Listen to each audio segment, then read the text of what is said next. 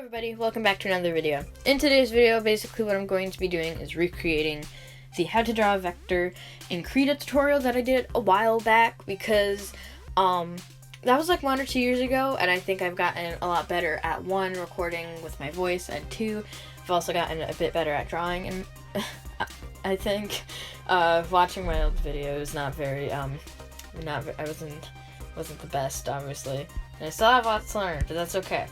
But basically, first thing that I'm going to be doing is showing you guys the difference between vector and bitmap and basically what they are.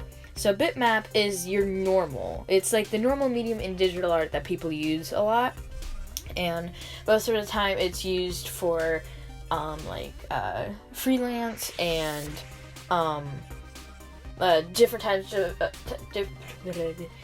types of just like normal pieces. For example, all of these brushes that I have right here, and they're like people make a lot to choose from, and if you zoom in, it gets more and more pixelated. But vector is different. Vector is more professional. It's more clean. So basically, all you need to do to get vector in Krita is what you have to do first is go to the layer and push that little arrow thing, that little itty bitty little arrow right there. And then what you're going to want to do after you get in it is ignore all of the options from that little arrow and do your vector layer. That's what you gotta push. And so all of the ones that you use paired up with the vector brushes will be vector, obviously, and you can't use the bitmap brushes on a vector layer. If you do, it'll just be like, oh, you can't do that. But yeah, it's a lot smoother, it's a lot cleaner, and it's a lot nicer if you're going for something a little bit more professional. But of course, bitmap, just because you're drawing in bitmap doesn't make it unprofessional, because people make amazing, like very professional looking stuff in bitmap. It's just that vector has it's a little bit cleaner, but it might be a little bit harder to work with, especially for bitmap artists, because they're not used to it. But yeah, basically what you do is you can click this button right here. This is just one of the examples of the vector options. So you can keep clicking to create a new line. You can kind of go crazy with it if you really wanted to, but you don't have to. It's basically just for shapes.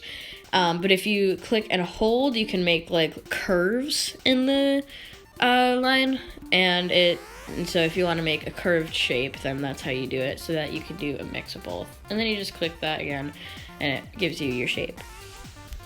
But yeah, so basically the theme of today is creating a wallpaper, and I thought what would be easy to make sort of shapes, and I thought Splatoon. So we're gonna do that. So I have seen quite a bit of inspiration from like the more official type wallpapers, and what I decided to do was follow the sort of format that's like a very, very dark, like maybe black, for the wallpaper, and then do a lot of splotches and do a lot of more neon bright colors, kind of to like balance it out. So basically, I kind of did a mix between bitmap and vector, just because vector doesn't allow you to do all the effects that bitmap does. So I just sketched it out and then in bitmap, and then I went over it in vector.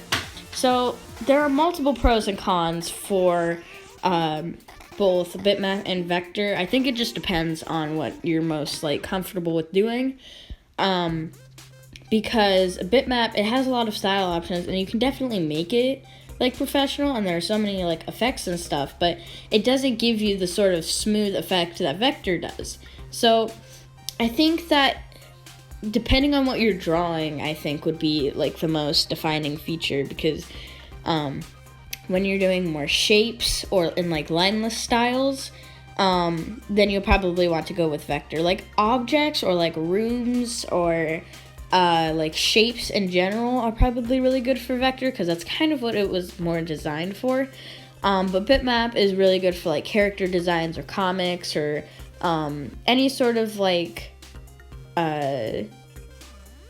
drawing that's more freelance based, I guess you could say, because like in freelance you make a lot of different types of like drawings for other people, such as commissions or animations, and you can make a lot of things really, but I would stick with, you know, more characters and stuff like that for bitmap, and more like architectural / shapes and stuff for vector. I think that's like the good medium for it. And if you manage to like if you can do both, then that's great as well, because you can really like expand your thinking there.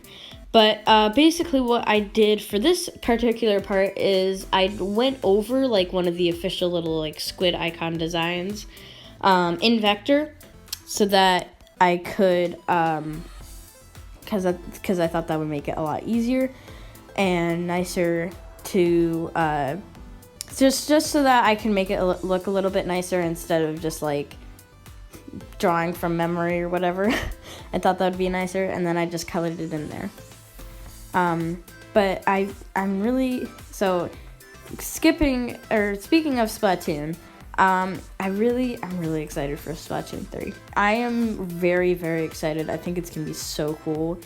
I've seen a lot of like concept designs for it, and I really want to see the new hairstyles, because I feel like if they were like, they don't even have to be more like extravagant, but like more types that like differ from others, I think would be really cool, because like there's you know, the longer one, like a lot of them are short, I guess you could say, and even the long ones with the two little like twin what would you call it, the little like twin blobs of tentacle hair, I don't know what you'd call it, but there's just those two, and then it's short in the back. And then the one that's supposed to be a bit longer only goes to like a little bit below their shoulders. So I think it would be really cool if you had like longer, like you had the ability to have longer hair, but also maybe more like different types of like customization. Like maybe, this might be asking for a bit much, but it would be so cool if there was like, you had the ability to change like front hair and back hair and ponytails or something like that. I think that'd be really cool and very customizable, so people could have fun with it. And definitely a lot of new clothes and stuff too. I think that would be so cool, because I want to dress up my characters and stuff once I get the game. So yeah. But anyways, I didn't actually get this font from nowhere. I searched up a Inkling font. It's called Inkling Regular, and I just downloaded the font and put it on my computer. Oh yeah, by the way, link in the description for where you can download Krita and the font. Anyways, guys, that's gonna be the end of this video. I hope you liked it. Bye bye.